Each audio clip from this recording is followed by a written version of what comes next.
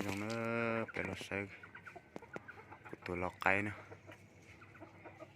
tụi lọ cây nó sẽ cây cũ nữa, của dòng cái nữa thông có cây cũ nữa tụi nó nè, đừng có chấp lời đó y nhì nhẹ thông cây cũ chấp lời nữa, để sẽ bọc qua được bên lòng nữa, mới chạy đó tụi pon nó nữa, chạy đó tụi pon nó, tụi nó giờ pon rồi, tụi nó giờ tụi pon mỏ nữa.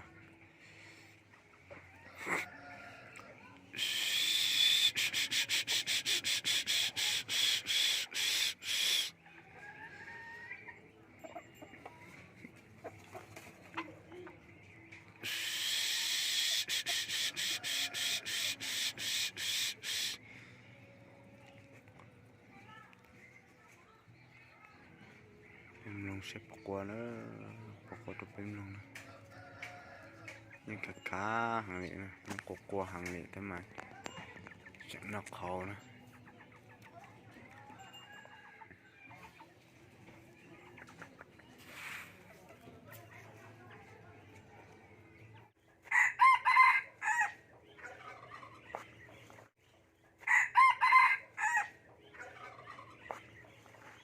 Con bộ lên nó nữa, con sắp tới nữa.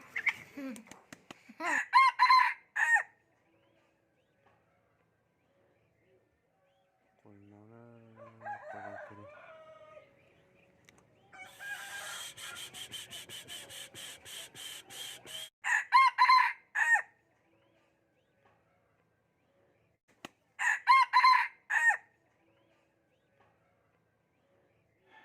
Cho bé lò sai lì nó xem nữa, thì giờ sao chạy chỗ lại cũng mà cho bé một chỗ sẽ bỏ tua nữa, xong nó chạy chỗ tụi nó nữa.